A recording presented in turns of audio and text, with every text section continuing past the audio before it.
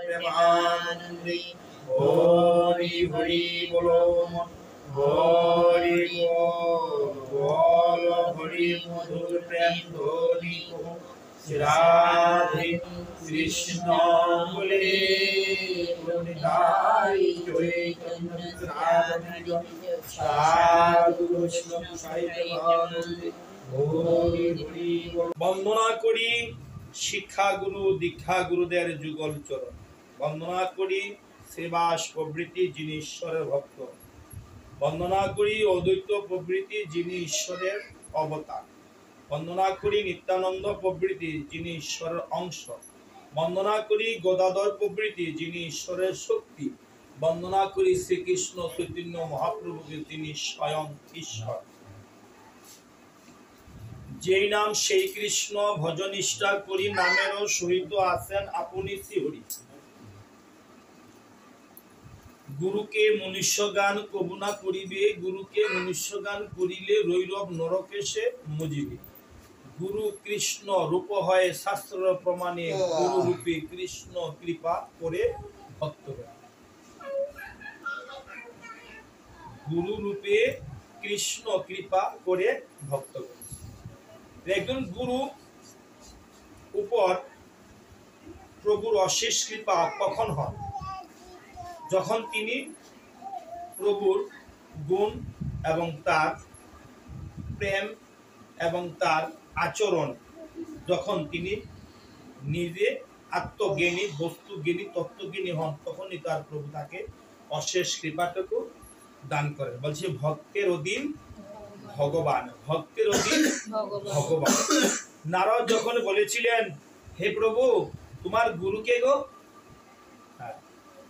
তখন প্রভু বলেছিলেন কৃষ্ণ হে নারদ আমার গুরু তো তুমি চিনো না, না বলে আমার গুরু হলে আমার ভক্ত, ভক্ত আমার মাতা পিতা, ভক্ত আমার গুরু, ভক্ত রেখাছেন না বাঞ্ছা কল্পতরু, ভক্ত খাওয়াইলে খাই না খাওয়াইলে আমি উপবাসী যাই। তাই বলছে বন্দনা, এই শ্রী চৈতন্য চৈতামিত্রের বন্দনা বলছে, প্রথমে বলছে আমি বন্দনা করি শিক্ষা গুরু দীক্ষা গুরুর যুগল চরণ, বন্দনা করি শ্রীবাস প্রভৃতি। কে বলছিলেন? কৃষ্ণদেব, কৃষ্ণদাস কবিরাজ, নাম ছিল কৃষ্ণদাস কবিরাজ। কখন হলো? যখন তিনি এই গুণগুলি অর্জন করলেন। সাধারণ মানুষ জন্মাই তিনি মেস্তুরি হন না, জন্মাই তিনি একজন মাস্টার হন না, জন্মাই তিনি একজন দল হন না, উনি গুণকর্ম ওনার গুণটা অর্জন করা হন, উনি একজন মাস্টার হন, একজন মিস্ত্রি হন। ঠিক তদ্রুপ একটা হলো জড়জাগতিক জ্ঞান, একটা হলো আধ্যাত্মিক জ্ঞান। তাহলে এই চৈতন্য চৈতামৃতের বিষয়বস্তু বা তার তত্ত্ব সোদা অর্জন প্রকাশ করা বা কাউকে কিছু বলা, সেই ক্ষমতা কিন্তু আমার নেই। আপনাদের গুণে আপনারা গুণান্বিত, আপনারা যা বলাবেন তাই বলবো। বলতে গিয়ে যদি আমার এই ব্যাকজিৎ বা ভুল হয়, তাহলে আপনারা সন্তান রূপ আমাকে ক্ষমা করে দিবেন। আপনাদের চরণে আমার কিছু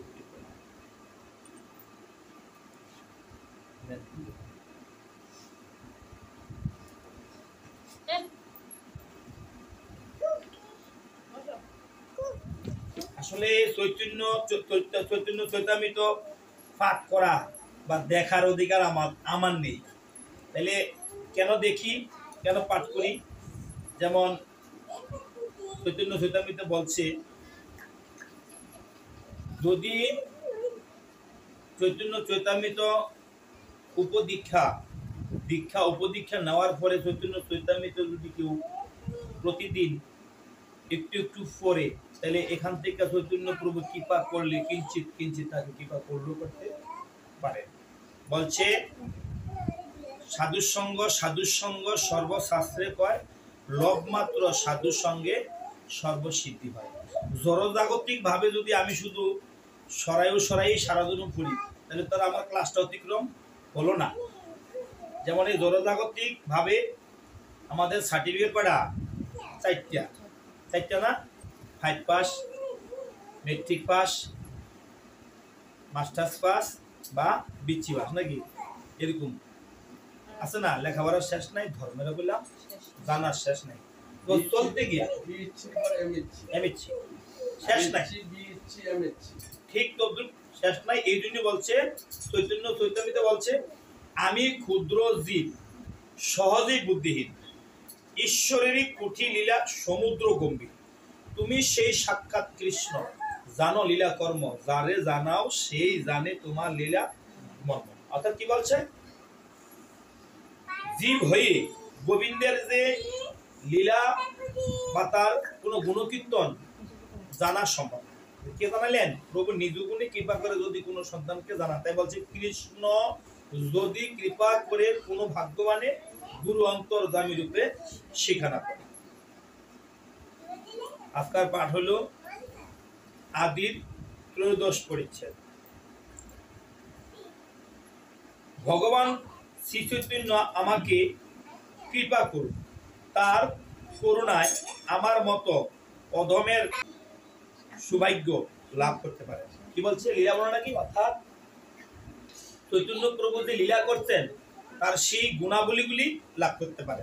লীলাটা কেন করলেন? তার গুণকে প্রকাশ করার জন্য। তারপরে কৃষ্ণ যখন শ্রীমতীকে ছেড়ে যখন তারপরে শেষ যখন তিনি কলিতে অবতীর্ণ হবেন তখন শ্রীমতীকে বলছিলেন যে শ্রীমতী আমি কলিতে যাব, শুধু একটা বিষয় নেই।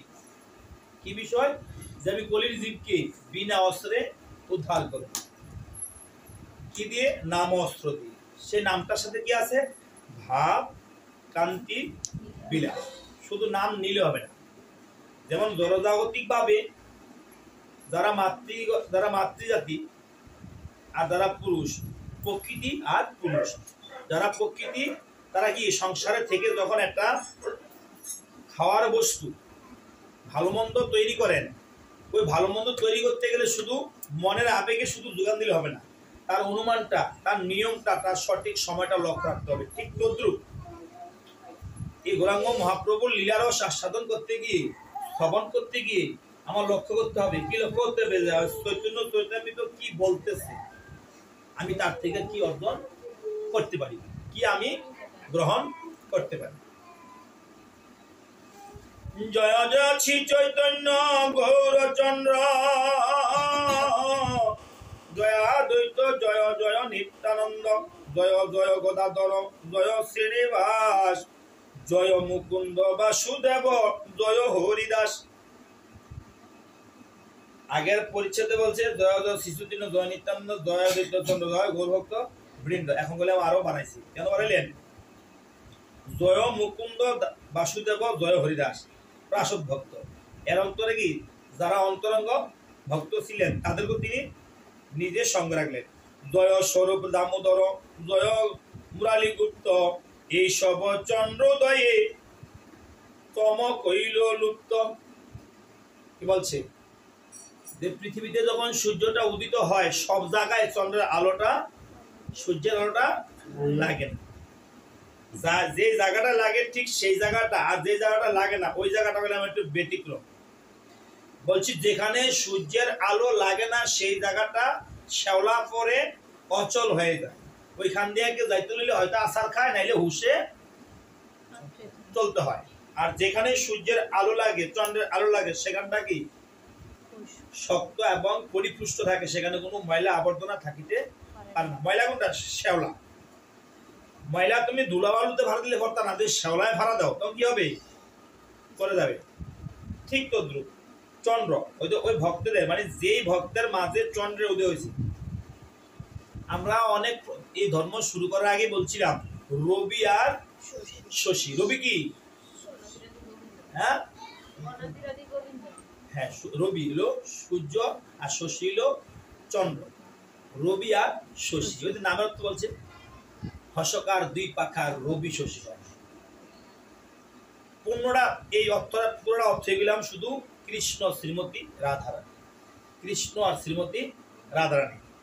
যেমন হসকার এও রাধাকৃষ্ণ, রবি শশী এও রাধাকৃষ্ণ। হসকার দুই পাখার রবি শশী হয় মধ্যবিন্দু পরমাত্মা, দুইজনের মধ্যে যে বিন্দুটা সেটা পরম আত্মা।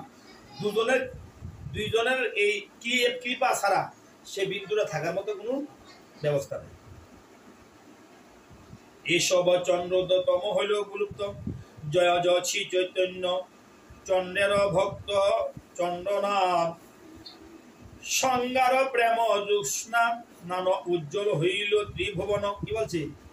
বলছে তাদের মধ্যে যে বিষয়টা আলোকিত হয়েছে, যে চন্দ্রটা জমছে, এই চন্দ্রটার ধরনে জগৎটাকে আলোকিত করে দিলেন। যেমন এখন আমাদের অন্ধকার না? কেন অন্ধকার? যেহেতু আমাদের এই পৃথিবী বাংলাদেশে এখন সূর্য উদিত নয়, অস্ত। ঠিক আমাদের মানব দেহের মাধ্যমে আমরা একটা সূর্য না, এই মানব দেহের সূর্য লোকাটা 12টা, চন্দ্র লোকাটা 24টা। 24.5 বলে ভগবানের কাছে, কিন্তু চন্দ্র পেলাম 24টা, আর সূর্য 12টা। সূর্য 12টা। সূর্য, অক্রু, বানু, তপন, দিবাকর, ভাস্কর, প্রভাকর, দিনমণি, মার্তণ্ড, দিনের সবিতা অংশমান। এই 12টা সূর্য একটা মানব দেহ, 24টা চন্দ্র। তাই বলছে এই পৃথিবীটা হলো ক্ষুদ্র আর দেহটা হইলো বৃহৎ। আপনি টাকা হইলে পৃথিবীটা ঘুরে দেখতে পারবেন, যে দেশ খুশি সে দেশ যাইতে পারবেন। আর যদি আপনাকে একজন মহৎ জিজ্ঞাসা করে যে বাবা এই দেহটা কয়টা পদ দিয়ে গঠিত, এবং এই দেহটার কয়টা কোটা, কয়টা পার্টিশন, কয়জন দেবতা, কে কোথায় থাকে, কার কি কর্ম, কয়টা নদী, কয়টা নারী, এগুলো একজন দেহতত্ত্ব যিনি তাত্ত্বিক গুরু, ওনার কাছে পঙ্খানুপঙ্খানুভাবে লেখা আছে এবং জানা আছে। তাহলে একটা হলো দেহতত্ত্ব, এই দেহতত্ত্ব হলো আত্মতত্ত্ব আর বস্তুতত্ত্ব। আত্মতত্ত্ব হলো আমি আমাকে চিনি, আর বস্তুতত্ত্ব আমার মাঝে একটা বস্তু বিরাজ করতেছে, সেই বস্তুটাকে ধরা। সূর্য উঠছে ঠিক আছে, পৃথিবীতে সূর্য উদিত হয়েছে ঠিক আছে, যদি তুমি বেড়াতে রাখো তাহলে সূর্যের আলোটা এখানে আর লাগবে না। আর তুমি বেড়াটা সরাই দাও, যেভাবে আলোটা এসে প্রকাশ করে সেটাই হলো ভগবান। কৃষ্ণ উন্মুখ আর কৃষ্ণ বহির্মুখ। তাহলে আমরা সাধুর সঙ্গ কেন করব? সাধুর সঙ্গে এই জন্যই করব যে আমার অন্তরটা যে মায়ায় আবৃত হয়ে অন্ধে গ্রাস করে রেখেছে, সে অন্ধকারটা কেউ